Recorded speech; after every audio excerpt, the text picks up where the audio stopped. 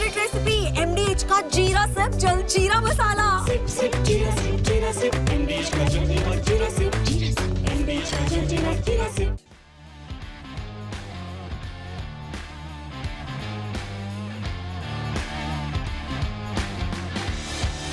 नमस्कार, स्पोर्ट्स 9 में आप सभी का स्वागत है। मैं हूं शिवेंद्र, मेरे साथ है मेरी सहयोगी अंकिता। और एक बड़ी अच्छी खबर इसलिए क्योंकि एशिया कप के लिए विकल्पों की भरमार। अब ये भरमार जो है वो इसलिए है क्योंकि आप जानते हैं भारत में जो IPL है उसकी वजह से T20 फॉर्मेट में किसी भी जगह पर, मतलब आप कह सकते हैं कि एक ऐसी जगह है, अगर आप कहें कि फास्ट बॉलिंग ऑलराउंडर, तो वहां पर थोड़ा सा अकाल रहता है। वरना अगर आप किसी भी जगह पर जाकर बात कर लें तो एक से ज्यादा नहीं बल्कि दो से ज्यादा नहीं 5-7 विकल्प आपको मिलेंगे हर एक पोजीशन पर। उन पर बातचीत करेंगे और खासतौर पर एशिया कप को लेकर, चूंकि एशिया कप इस बार T20 फॉर्मेट में ही खेला जा रहा है, उसको लेकर किस तरह की चर्चाएं चल रही हैं टीम में, इस पर भी बात करेंगे। शुरुआत इसी खबर के साथ करते हैं कि विकल्पों की भरमार जो है वो है इस वक्त एशिया कप के लिए भारतीय टीम में। और एशिया कप में T20 की जो नई तस्वीर, टीम की एक तरह से नई तस्वीर दिखाई देगी। यानी पिछले 1-1.5 साल से जो T20 की टीम थी उसमें आपको बदलाव दिखाई देगा, थोड़ा सा नयापन दिखाई देगा, थोड़ा सा और उसका कलेवर थोड़ा बदलने की कोशिश की गई है। सूर्य कुमार यादव, शुभमन गिल और गौतम गंभीर, यानी एक मौजूदा कप्तान, एक जिनके लिए कहा जा रहा है कि वो वाइस कैप्टन होंगे यानी शुभमन गिल, और तीसरे गौतम गंभीर जिनको इस फॉर्मेट में ठीक ठाक सफलता मिल चुकी है एज अ कोच पहले ही। वो ये तीनों मिलकर जो है इस टीम की रणनीति बनाएंगे। सूर्या की फिटनेस रिपोर्ट का इंतजार है। सूर्य कुमार यादव इस वक्त अभी 2-3 दिन पहले ये खबर आई थी कि लगभग 1 हफ्ता और लगेगा, तो 2-3 दिन बीत चुके हैं। अब संभवतः उनकी जो फिटनेस रिपोर्ट है वो जल्दी ही आ जाएगी और उनकी फिटनेस रिपोर्ट आने के बाद सेलेक्टर्स जो है वो शुरुआत कर देंगे इस पर बातचीत की कि एशिया कप के लिए जो टीम चुनी जानी है वो 19 या 20, 2 तारीख है टेंटेटिव तौर पर, कि इन दोनों में से किसी एक दिन आपको टीम का ऐलान हो जाएगा। उससे पहले वक्त मिला हुआ है कि आप हर एक खिलाड़ी की फिटनेस रिपोर्ट को पहले हासिल कर लें NCA से और उसके बाद उस पर कोई फैसला करें। शुभमन गिल का तय माना जा रहा है। ये जितनी भी खबरें छन कर आ रही हैं यहां से वहां से, उसमें हर तरफ शुभमन गिल के नाम पर कोई सस्पेंस नहीं है। लगभग 1 साल के बाद जो है वो वापसी करेंगे। यही अभी तक का जो कह सकते हैं आप, जो हिंट्स मिले हैं, जो टिप्स मिली हैं, उसमें यही समझ में आ रहा है अंकिता कि बाकी क्या होगा, कैसे होगा, बैटिंग ऑर्डर क्या होगा, ये सब कुछ बात की बात है। इस पर भी चर्चा हालांकि करेंगे हम, लेकिन ये तय दिख रहा है कि शुभमन गिल को आप लगभग 1 साल बाद T20 टीम में वापस आता देख सकते हैं। जब आप एक बड़े फॉर्मेट की कप्तानी करते हैं तो फिर ये कहा जाता है कि भाई तीनों फॉर्मेट में क्यों उन्हें कप्तानी नहीं मिलनी चाहिए। जब कप्तानी के प्रबल दावेदार शुभमन गिल हैं तो फिर T20 फॉर्मेट में क्यों नहीं मिलना चाहिए, जिन्होंने यहाँ पर गुजरात टाइटंस के लिए कमाल का प्रदर्शन किया था। T20 फॉर्मेट की बात करें तो उनका जो प्रदर्शन है वो कमाल का, हालांकि 1 साल से जो है वो T20 फॉर्मेट वो नहीं खेल पाए थे, वर्ल्ड कप का भी हिस्सा नहीं थे, उसके बाद से तमाम चर्चाएं तेज थी। लेकिन जब आपको कप्तानी मिलती है, खासतौर पर टेस्ट मैच की जब आपको कप्तानी मिलती है, तो आप पर और भी ज्यादा जो कहते हैं ना रिलायबल चीजें होती है वो भी वहां पर देखने को मिलती है। तो ये तमाम सारी चीजें जो है वो गिल के फेवर में नजर आ रही है। और गिल को हमने देखा भी है कि जैसे ही इंग्लैंड सीरीज जो है वो ड्रॉ हुई, उसके बाद से उनका कॉन्फिडेंस लेवल भी बढ़ा है। और जब वो टीम के साथ थे और टीम में जिस तरीके से उनका प्रदर्शन रहा, हालांकि वो फॉर्मेट अलग है, लेकिन कप्तानी की अगर बात करें तो कप्तानी वहां पर अच्छी नजर आई। और गौतम गंभीर भी वही चाहेंगे कि भाई यहाँ से गिल को जो है वो टीम में शामिल किया जाए। और ये दर्शाता है कि गिल की परफॉर्मेंस जो है वो अभी तक हमने देखा है कि हालांकि T20 1 साल से नहीं खेल रहे थे, लेकिन उसके अलावा भी उनका प्रदर्शन जो है वो कमाल का। अब कहाँ वो फिट होंगे, कौन खिलाड़ी मतलब किस खिलाड़ी को रिप्लेस करेंगे, ये तो आने वाला वक्त बताएगा। लेकिन जो चर्चाएं हैं वो तेज हो गई हैं कि गिल को जो है वो T20 फॉर्मेट यानी कि एशिया कप में एंट्री मिल सकती है। बिल्कुल, और जिस तरीके से इंग्लैंड में उन्होंने रनों का पहाड़ लगा दिया, रनों का अंबार लगा दिया, आप कह सकते हैं कि किसी भी बल्लेबाज को, बड़ी पुरानी कहावत है, किसी भी बल्लेबाज को आप उस वक्त मैक्सिमम यूटिलाइज कर लीजिए जिस वक्त वो अपनी अच्छी फॉर्म में है। और इस वक्त जिस तरह का समय चल रहा है शुभमन गिल का, जिस तरह का कॉन्फिडेंस उनके अंदर आया होगा इस सीरीज को ड्रॉ कराने के बाद, निश्चित तौर पर। और मुझे लगता है अंकिता, T20 एक ऐसा फॉर्मेट है, जैसा मैंने शो की शुरुआत में कहा, कि आपके पास हर एक स्पॉट पर ढेर सारे ऑप्शंस हैं। उसके अलावा कोई भी खिलाड़ी ऐसा नहीं है, मतलब प्राइमरली इंडियन क्रिकेट में, जो आप कह दीजिए कि T20 के फॉर्मेट से अनभिज्ञ है या वो उसको जानता नहीं, क्योंकि लगभग 99% इंडियन प्लेयर्स जो है वो 2 महीने आईपीएल खेलते हैं। तो वो शुभमन गिल ठीक है, इंटरनेशनल T20 नहीं खेले हैं 1 साल से, लेकिन वो ऐसा नहीं कि T20 का फॉर्मेट नहीं जानते हैं, T20 के फॉर्मेट की जो जरूरतें हैं वो नहीं जानते हैं। इस लिहाज से अगर देखा जाए तो वो कोई चिंता की बात नहीं है। वो फॉर्म, वो आत्मविश्वास के साथ जब शुभमन गिल इस टीम में आएंगे तो इस टीम की तस्वीर बदलेगी, इस टीम की तकदीर भी बदलेगी। जिस तरह से परफॉर्मेंस हुई है वो और बेहतर होगी। चलिए, जो इशारा अंकिता कर रही थी कि क्या बदलाव होगा अगर गिल आएंगे तो क्या होगा, वो आपको बताते हैं इस अपडेट में। जो तैयारी है वो इस बात की है कि शुभमन गिल से उनको ना सिर्फ टीम में जगह दी जाए बल्कि उनसे पारी की शुरुआत कराई जाए। यही काम वो अपनी फ्रेंचाइजी के लिए करते हैं, गुजरात टाइटंस के लिए आईपीएल में, यानी ओपनिंग ही संभालते हैं। उस टेम्परामेंट से वाकिफ हैं, उस तरह की जो एक स्पेशलाइज्ड जॉब होता है ओपनर्स का, उस जॉब को वो करते रहे हैं आईपीएल में। अब उसको उसी जॉब को उनको इंटरनेशनल क्रिकेट में करना है। अभिषेक शर्मा के साथ पारी की शुरुआत करेंगे। अभिषेक शर्मा बाएं हाथ के बल्लेबाज हैं, शुभमन गिल दाएं हाथ के बल्लेबाज हैं, तो वो जो एक राइट और लेफ्ट का कॉम्बिनेशन ओपनिंग में कहा जाता है वो कॉम्बिनेशन भी डिस्टर्ब नहीं होगा।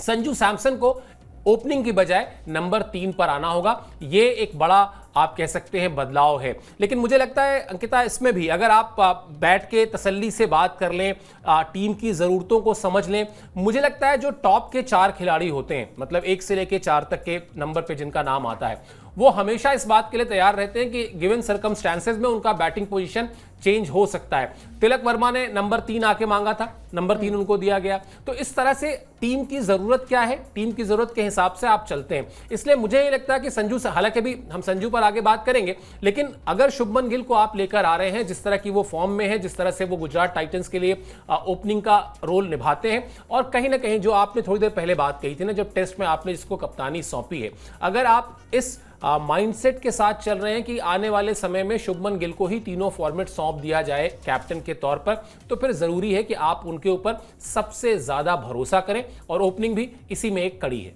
बिल्कुल, देखिए, क्योंकि सूर्य कुमार यादव की फिटनेस कंसर्न रही है और हालांकि अभी जो प्रैक्टिस भी करते नजर आए, हालांकि तस्वीरें जो है वो थोड़ी सी क्लियर हो चुकी है, लेकिन फिर भी जब आप एक लॉन्ग टर्म देखते हैं तो कहीं ना कहीं शुभमन गिल का चेहरा जो है वो सबसे पहले आता है। और जैसे आईपीएल की हमने बात की कि वहां पर भी उनका प्रदर्शन काफी बढ़िया था, वहां पर भी वो कप्तानी करते नजर आए थे। और अभी ये जो एक रोड मैप तैयार किया जा रहा है वो T20 वर्ल्ड कप को लेकर किया जा रहा है, तो कहीं ना कहीं वहां पर हर खिलाड़ी को जो है वो फिट करना भी जरूरी है। गिल जो है भले ही 1 साल से T20 इंटरनेशनल मैचेस नहीं खेले, लेकिन जिस तरीके से उन्होंने टेस्ट मैच में कप्तानी की और वहां पर अच्छा प्रदर्शन किया, और आईपीएल भी हमने देखा है कि वहां पर भी बढ़िया प्रदर्शन करते नजर आए। तो अभी कोई भी खिलाड़ी जो है ना, ये मत कहिए कि भाई वो ओपनिंग ही करेगा। यहाँ पर जितने भी प्लेयर्स हैं वो हर एक फॉर्मेट में, अगर हम बात करें, थोड़ी सी अलग उनकी चॉइस होती है, लेकिन जब T20 फॉर्मेट की बात करते हैं तो हर प्लेयर जो है वो आईपीएल भी खेलता है, वहां पर भी हम देखते हैं कि वहां पर भी उनका अच्छा खासा रिकॉर्ड रहा है। तो संजू सैमसन की जो बातें हो रही थी कि भाई अभिषेक और संजू अभी तक जितने भी T20 मैचेस खेले पिछले, अगर पारियों की बात करें तो वहां पर उनका बेहतरीन प्रदर्शन रहा है, लेकिन वहां पर संजू सैमसन की अगर हम बात करें तो वो मिडिल ऑर्डर में भी बल्लेबाजी कर लेते हैं। तो गिल अगर वहां पर ओपन भी करेंगे तो कोई ज्यादा चेंजेस वहां पर नहीं हो सकते हैं। और जब चर्चाएं तेज हो गई हैं, जब आप एक ऐसे सरजमी पर बल्लेबाजी करने जाते हैं जहां पर आपको पहली बार कप्तानी मिली है, और इंग्लैंड जैसी सरजमी पर उस तरीके से टैकल कर पाना, और जब आपको कप्तानी मिलती है तो एक प्रेशर अलग होता है। बल्लेबाजी में वो दमखम नहीं दिखा था, वहां पर बल्लेबाजी में भी उनका कमाल का प्रदर्शन था। तो T20 फॉर्मेट में जब आपके रिकॉर्ड्स अच्छे हैं तो आपको वहां पर जगह मिल सकती है। बिल्कुल, और असल में तो आप किसी भी बल्लेबाज से पूछिए अगर कि आपका फेवरेट बैटिंग पोजीशन क्या है, तो वो अपनी बैटिंग पोजीशन ज़रूर बताता है, लेकिन साथ साथ एक चीज़ हमेशा कहता है कि वो टीम की ज़रूरत के हिसाब से कहीं भी बल्लेबाजी करने के लिए तैयार है, क्योंकि बड़ा स्वाभाविक सा पूरा जो मामला है वो है कि भाई आपको टीम की ज़रूरतों के हिसाब से चलना होगा। अगर टीम इस वक्त जो है वो चाह रही है, वो टीम इस तरफ इस दिशा में बढ़ रही है कि वो शुभमन गिल को तीनों ही फॉर्मेट में खिलाए, तीनों ही फॉर्मेट में आने वाले वक्त में उनको बागडोर उसकी संभालने को कहा जाए, तो फिर आपको शुभमन गिल के अकॉर्डिंग चीज़ों को एडजस्ट करना होगा। चलिए संजू सैमसन पर आते हैं। संजू सैमसन ने जो है पिछले साल सबसे ज्यादा रन बनाए थे, उनकी बात भी कर लेते हैं। संजू सैमसन का अपडेट दिखा दीजिए। पिछले साल सबसे ज्यादा T20 रन संजू सैमसन के थे। संजू सैमसन ने पिछले साल बनाए थे 436 रन, 436 रन। 13 मैच की 12 पारियों में 180.16 की स्ट्राइक रेट से उन्होंने बल्लेबाजी की थी। एक कैलेंडर ईयर में 3 शतक वो जड़ चुके हैं, और तीनों ही शतक उन्होंने ओपनर के तौर पर बनाए हैं। अब ये तो बड़ा ट्रिकी हो जाता है अंकिता, आपको पता है संजू सैमसन को अच्छी तरह पता होगा, वो भी ये रियलाइज कर रहे होंगे कि इस वक्त जो टीम मैनेजमेंट है वो शुभमन गिल को प्रायोरिटी देगा, और वो मिलती भी है। मतलब ठीक है, आप लाख कह लें कि सभी खिलाड़ी बराबर हैं, दिस दैट जो भी चीजें कही जाती हैं, लेकिन इसको अगर सेक्रीफाइस की बजाय थोड़ा सा अपने लिए चैलेंज के तौर पर मानेंगे, और अगर जिस तरह की फॉर्म है अपने आप पर भरोसा जो है वो बनाए रखेंगे, तो संजू सैमसन के लिए कोई बहुत बड़ा चेंज ये नहीं होने जा रहा है, कोई ड्रास्टिक। मतलब एक तो होता है जैसा हमने वीरेंद्र सहवाग के साथ देखा, या जैसा हमने रोहित शर्मा के साथ देखा कि आप मिडिल ऑर्डर के बल्लेबाज थे, आपसे कहा गया कि आप ओपनिंग करिए, वो एक बड़ा फर्क है। आपको किसी ओपनर को कह दिया जाए कि आप जाके मिडिल ऑर्डर में बल्लेबाजी कीजिए, वो एक बड़ा फर्क है। लेकिन कंसिडरिंग कि छोटा फॉर्मेट है, 20 ओवर का ले दे के फॉर्मेट है, उस फॉर्मेट में अगर आपको ओपन करने की बजाय नंबर 3 पर कहा जाएगा, मुझे लगता नहीं संजू सैमसन कोई बहुत ज्यादा इसको किसी मतलब गलत तरीके से लेंगे, एक चैलेंज की तरह से लेंगे, यही उनके लिए अच्छा भी होगा। देखिए संजू के लिए प्लस पॉइंट ये है कि वो प्रॉपर विकेट कीपर बल्लेबाज होंगे, क्योंकि ऑप्शन आपके पास कोई है नहीं। ऋषभ पंत जो है वो इंजरी की वजह से वो नहीं खेल पाएंगे, और फिर जितेश या फिर ध्रुव जुरैल को आप टीम में शामिल कर सकते हैं, और तो कहीं ना कहीं उनकी जगह फिक्स है। तो सबसे अच्छी बात उनके लिए है कि आपकी जगह टीम में फिक्स है, और हर खिलाड़ी यही चाहता है कि किसी भी नंबर पर आप बल्लेबाजी करा लीजिए, देश के लिए कॉन्ट्रीब्यूट आपको करना पड़ेगा, और वो संजू सैमसन को बखूबी पता है। और आईपीएल की अगर हम बात करें, या फिर विराट कोहली का एग्जाम्पल ले, जब उन्हें T20 वर्ल्ड कप में ओपन करने का मौका मिला था, कहा हमें पता है कि वो कितने महान खिलाड़ी, कितने दिग्गज खिलाड़ी, लेकिन उन्हें भी संघर्ष करना पड़ा था, वहां पर भी रन्स नहीं आया था। हालांकि फाइनल मुकाबले में कंट्रीब्यूशन उनका बहुत बढ़िया था, लेकिन वही चीजें होती है कि आप आईपीएल भले वहां पर ओपन करते, लेकिन जब आप T20 इंटरनेशनल मैचेस खेलते तो वहां पर आपका माइंडसेट, आपका अप्रोच जो है वो थोड़ा सा बदल जाता है। तो बहुत ज्यादा चेंजेस नहीं होंगे। अगर आपको नंबर 3 पर भी यहाँ पर बल्लेबाजी मिलती है और टीम में आप बने रहते हैं, तो वो आपके लिए प्लस पॉइंट होता है, और वही दर्शाता है कि आप किस तरीके से वहां पर प्रदर्शन करते हैं। आईपीएल में हालांकि संजू का कुछ खास प्रदर्शन तो नहीं था, लेकिन जब बात आती है पिछले कुछ रिकॉर्ड्स की, इंटरनेशनल मैचेस की बात करते हैं, और सबसे ज्यादा जो नजरें थी वो संजू पर थी कि अगर उन्हें एक ओपनर की भूमिका मिलती, क्या वहां पर वो अपनी काबिलियत को प्रूव कर पाते। उन्होंने प्रूव किया, और 3 शतकीय बल्लेबाजी उनके बल्ले से आई। तो ये दर्शाता है कि आप किसी भी नंबर पर बल्लेबाजी करिए, और अगर नंबर 3 पर भी करते हैं तो ऐसा नहीं है कि आप बहुत निचले क्रम में बल्लेबाजी करेंगे। नंबर 3 जगह ऐसी होती है जहां से मैच को आप बना भी सकते हैं, और मैच के आप हीरो भी बन सकते हैं। बिल्कुल, एक बड़ा ही क्रूशियल बैटिंग पोजीशन होता है नंबर 3 का, फिर चाहे वो फॉर्मेट कोई भी हो। लेकिन ये फैक्ट है कि एक तरीके से ओपनिंग जिस तरह से स्पेशलाइज्ड किस्म का जॉब है, वैसे ही नंबर 3 की बल्लेबाजी के लिए भी एक परफेक्ट आपको टेम्परामेंट चाहिए होता है, क्योंकि मैच बनता या बिगड़ता दरअसल इस बैटिंग पोजीशन से ही है, जिसको हम नंबर 3 की बैटिंग पोजीशन कहते हैं। और संजू सैमसन जिस तरह से उनका करियर अप्स एंड डाउन्स के बीच से गुजरा है, उनका पहला जो लक्ष्य होगा, पहला जो मोटिव होगा, वो यही होगा कि अगर नंबर 3 पर भी बैटिंग के लिए कहा जाए तो वो उसी फॉर्म, उसी कंसिस्टेंसी के साथ उस पोजीशन पर बैटिंग करें जैसा वो करते आ रहे हैं। एक और खिलाड़ी की बात कर लेते हैं, उनका नाम है रिंकू सिंह। अब आईपीएल में कुछ ऐसी बल्लेबाजी उन्होंने की कि वो स्टार बने, T20 टीम में आए, T20 में खेले भी, भारत को रिप्रेजेंट भी किया, ठीक ठाक मैचेस भी खेले, लेकिन थोड़ा सा अभी इस बीच उनकी जगह जो है वो डामाडोल लग रही है। हालांकि स्क्वाड में संभवतः वो रहेंगे, लेकिन प्लेइंग 11 में उनको जगह मिल पाएगी या नहीं मिल पाएगी, ये देखना थोड़ा सा सस्पेंस वाली बात है। उसकी वजह क्या है? उसकी वजह ये है कि जो पिछले दौरे रहे हैं T20 में, जो मैचेस खेले हैं रिंकू सिंह ने, खासतौर पर इंग्लैंड और दक्षिण अफ्रीका के खिलाफ जो सीरीज थी उनकी, उसमें उनके रन्स नहीं आए उस तरीके से जिस तरीके से आने चाहिए थे। हालांकि 2-3 मैच इसमें ऐसे भी हैं, मुझे याद है, जहां पर उनको बल्लेबाजी का मौका ही नहीं मिला। शिवम दुबे को मौका मिल सकता है। थोड़ी देर पहले हम बात कर रहे थे कि एक जो है हमारे पास मीडियम पेस ऑलराउंडर जो थोड़ा सा मीडियम पेस गेंदबाजी भी कर ले और बल्लेबाजी भी कर ले, उसकी कमी हमको खलती है हमेशा ही। रिंकू सिंह 33 T20 मैचेस में उन्होंने 546 रन बनाए हैं, 546 रन। इसके अलावा बल्लेबाजी में अगर आप देखें तो अभिषेक शर्मा, संजू सैमसन, तिलक वर्मा और सूर्य कुमार यादव की जगह ये पक्की है। तो कुछ इस तरह का एक प्लेइंग 11 का भी इससे हिंट मिलता है कि आपको जो आखिरी के 4 नाम हमने लिए, अभिषेक शर्मा, संजू सैमसन, तिलक वर्मा और सूर्य कुमार यादव, ये कंफर्म है। उधर से शुभमन गिल कंफर्म है। ऐसे में रिंकू सिंह के साथ थोड़ा सा मुझे लगता है कि शायद उनको निराशा हाथ लगे। बड़ी बड़ी बड़ी जरूरत होती है इस चीज की अंकिता, जब आपको करियर में आपको आईपीएल के परफॉर्मेंस के आधार पर भारतीय टीम में जगह मिल तो गई, आपने जगह बना भी ली, कुछ मैचेस में शुरुआत में आपने बहुत अच्छा किया, मतलब बल्कि ऐसा कहा जाने लगा कि रिंकू सिंह तो आउट ही नहीं होते हैं। लेकिन फिर आप जब एक सीरीज, 2 सीरीज, 3 सीरीज निकल जाती है और उसमें 40-50 रन भी नहीं आ रहे हैं अगर मान लीजिए, और आपका जो नाम है उसके आगे 12 रन, 14 रन, 18 रन इस तरह के स्कोर अगर हो तो चीज़ें नेगेटिव होती जाती हैं और कहीं ना कहीं दर्ज हो रही होती हैं। ऐसा नहीं है कि लोगों को लगता है कि नहीं ये तो कोई देख ही नहीं रहा है। ये अगर रिंकू सिंह के इस एशिया कप में प्लेइंग 11 में होने में पर सस्पेंस है तो उसकी वजह यही है कि इंग्लैंड और साउथ अफ्रीका के खिलाफ जो उनकी सीरीज थी बड़ी ही औसत सीरीज थी।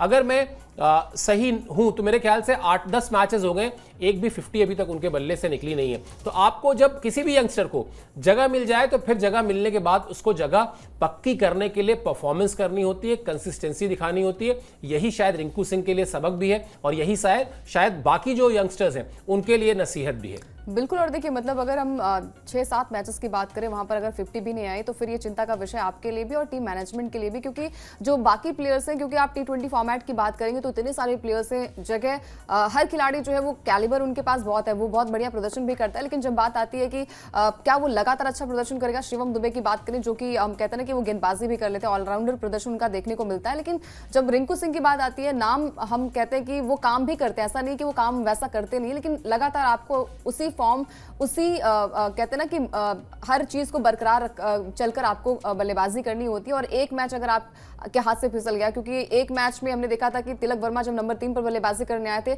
उनका बल्ला नहीं चला था, लेकिन जिस मैच को उन्होंने जिताया था, क्रूशियल टाइम पर उन्होंने मैच को जिताया था, वहां पर हर कोई सलाम कर रहा था उन्हें। तो यही चीजें होती है कि अगर आपको वो नंबर जिस नंबर पर आपको बल्लेबाजी करने का मौका मिला वहां पर अगर आप सही साबित नहीं हुए तो आपके लिए खतरे की घंटी जो है वो शुरू हो जाएगी। और रिंकू सिंह के अलावा बाकी प्लेयर्स भी अगर हम बात करें तो इतने सारे प्लेयर्स हैं, किसी को टीम मैनेजमेंट के लिए भी ये माथापच्ची हो सकती है, सिलेक्टर्स के लिए जो है वो माथापच्ची हो सकती है कि कौन खिलाड़ी टीम में शामिल हो सकता है, किस खिलाड़ी को टीम में जगह दी जाएगी, किस खिलाड़ी को टीम में मौका दिया जाएगा। ये सवाल तो बड़ा है। लेकिन रिंकू सिंह जो हम अभी एनालिसिस करके आए हैं, जो हमने दिखाया कि भाई 7-8 मैचेस में उनके 50 भी नहीं आई, तो ये कहीं ना कहीं उनके लिए चिंता का विषय भी है।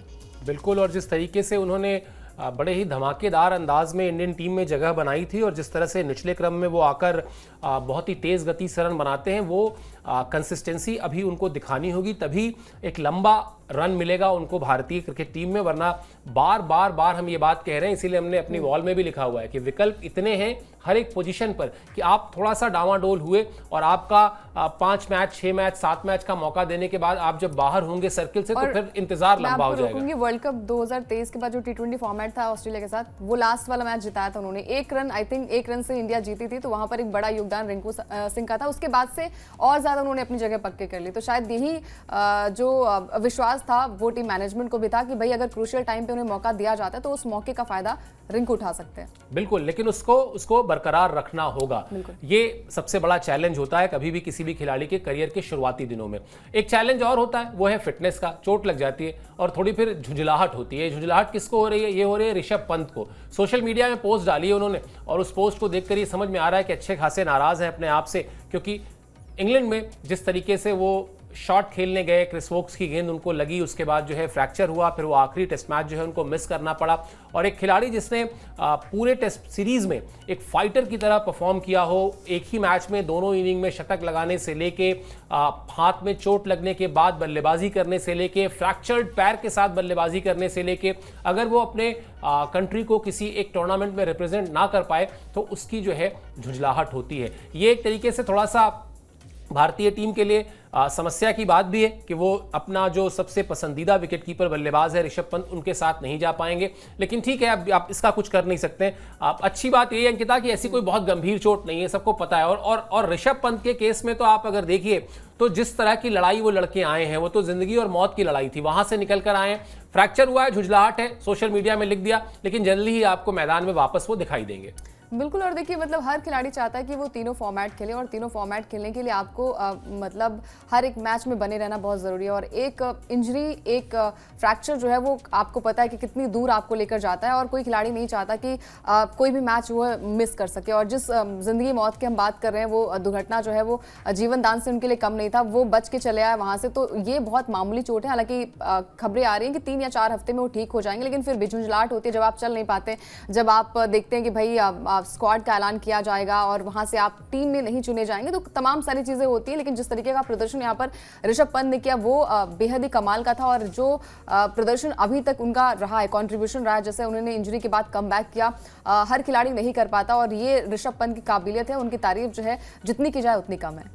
बिल्कुल, और इसीलिए उनको जो जुझलाहट है वो इसीलिए है कि भाई अगर इस समय वो होते भारतीय टीम के साथ तो T20 फॉर्मेट में जिस तरीके से उन्होंने IPL के आखिरी मैच में वो करिश्मा किया था, चाहते होंगे कि जैसे मैंने कहा ना कि हर एक खिलाड़ी चाहता है कि जब उसकी फॉर्म अच्छी चल रही हो, उसका आत्मविश्वास अपने ऊपर हो, तो वो ज़्यादा से ज़्यादा लंबा रन खेले, ज़्यादा से ज़्यादा रन बना ले, क्योंकि फिर आप जानते हैं क्रिकेट का खेल है या कोई भी खेल है, वहाँ आप आउट ऑफ फॉर्म भी होते हैं, और जब आप आउट ऑफ फॉर्म होते हैं तो यही सारे रन, यही सारी पारियाँ, यही सारे शतक आपको वापस आत्मविश्वास देते हैं। तो इसलिए भी शायद वो झुंझलाहट ऋषभ पंत की दिखाई दी है। स्पिन डिपार्टमेंट की बात कर लेते हैं। एशिया कप को लेकर यहां भी ढेर सारे विकल्प हैं, लेकिन जिस विकल्प के साथ भारतीय टीम जाती हुई दिखाई दे रही है, उस खिलाड़ी को नाम से ज्यादा लोग मिस्ट्री स्पिनर के नाम से जानते हैं। कौन से खिलाड़ी हैं वो हैं वरुण चक्रवर्ती। वो इस रेस में सबसे आगे चल रहे हैं, यानी जो स्पिनर्स की जो टीम में जो स्पिनर्स की जगह है उसमें जो रेस है उसमें वरुण चक्रवर्ती आगे हैं। यूएई की धीमी पिचों पर वरुण काफ़ी असरदार रहेंगे, ऐसी उम्मीद है उनसे। और अगर आप हाल फिलहाल के परफॉर्मेंस को देखेंगे तो अक्टूबर 2024 से लेकर अभी तक 12 मैच में 31 यानी 31 विकेट भी ले चुके हैं। इकोनॉमी जो है वो 7.58 की रही है। T20 फॉर्मेट में इकोनॉमी भी बहुत बड़ा एक फैक्टर होती है, क्योंकि आप चाहते हैं कि उन गेंदबाजों को वरीयता दें, उन गेंदबाजों को प्राथमिकता दें जो गेंदबाज बहुत ज़्यादा खर्चीले नहीं हैं, थोड़े किफ़ायती भी हैं और विकेट भी निकालते हैं। इस लिहाज से अगर आप देखेंगे तो 8 से कम की इकोनॉमी है। रवि बिश्नोई, अक्षर पटेल, वाशिंगटन सुंदर भी रेस में हैं, लेकिन वरुण चक्रवर्ती इस रेस में काफ़ी आगे हैं। और ये जो आगे हैं अंकिता, उसके पीछे उनकी परफॉर्मेंस है। मतलब ऐसा नहीं कि उनको कोई फेवर किया जा रहा है, जिस तरह से उन्होंने इस फॉर्मेट में हाल फिलहाल में अपने आप को प्रूव किया है, जिस तरीके से उनका एक तरीके से पुनर्जन्म हुआ है इस फॉर्मेट में, क्रिकेट में ही बल्कि कहना चाहिए। आप फिर वही फॉर्मूला अच्छी फॉर्म में है, अच्छे आत्मविश्वास में है, आप उनका इस्तेमाल करें, वो आपको जीत दिलाएंगे। बिल्कुल। और देखिए मतलब इंग्लैंड सीरीज जो हुई थी वहां पर भी उनका प्रदर्शन कमाल का था, और जब वर्ल्ड कप हुआ था 2022 वाला, उसके बाद से वो टीम में नहीं थे, तो तमाम सारी चीज़ें होती हैं, बहुत सारी आपके दिमाग में चीज़ें होती हैं, क्या मेरा करियर जो है वो खत्म हो गया, क्या अब वो टीम के साथ नहीं जुड़ पाएंगे। लेकिन जब जुड़े तो उन्होंने वो दिया भी है, और कमाल का प्रदर्शन जो है वो वरुण चक्रवर्ती का देखने को मिला। चाहे हम IPL की बात करें, जब वो KKR का वो कमाल का प्रदर्शन उनका था और फिर चैंपियन भी बना था उनको, तो ये तमाम सारी चीज़ें होती है। T20 फॉर्मेट में उनकी जगह जो है वो पक्की है और प्रदर्शन भी किया है। मतलब अगर हम उनके आंकड़ों की बात करें, लगातार प्रदर्शन की बात करें, तो हर एक मैच में उन्होंने अपना अच्छा खासा प्रदर्शन किया है। चैंपियंस ट्रॉफी की बात करें तो वहां पर भी उनका प्रदर्शन कमाल का था। तो अगर कोई खिलाड़ी जो है वो लगातार अच्छा प्रदर्शन कर रहा है, अच्छी फॉर्म में नजर आ रहा है, तो उन्हें आप नजरअंदाज नहीं कर सकते हो। तो वरुण चक्रवर्ती मिस्ट्री स्पिनर के नाम से जाने जाते हैं और हमेशा गुमराह करते हैं अपनी गेंदबाजी से। तो ये तमाम सारी चीजें जो है उनके फेवर में भी है, और एशिया कप 2025 के सबसे बड़े वो प्रबल दावेदार भी माने जा रहे हैं। बिल्कुल। और अगर जो सबसे ज़्यादा सूट करता है उनकी बॉलिंग स्टाइल को, वो पिचेस हैं वहाँ की, जो यूएई में आपको पिचेस मिलने वाली है, वहाँ पर वरुण चक्रवर्ती की जो ताकत है, वो जो कहावत है ना कि 1 और 1 11 हो जाना, तो वो 1 और 1 11 हो जाने वाली बात हो जाती है। चलिए, रहेगी हमारी नज़र एशिया कप को लेकर, और भी जो हलचल है और भी जो डेवलपमेंट्स होंगे उन सबको आप तक पहुँचाएंगे, हर चीज़ से आपको अपडेटेड रखेंगे। आपको सिर्फ स्पोर्ट्स 9 को सब्सक्राइब करना है। फिलहाल आपने इस शो के लिए समय निकाला, आप हमसे जुड़े, मेरी तरफ से, अंकिता की तरफ से बहुत बहुत शुक्रिया, बहुत बहुत आभार।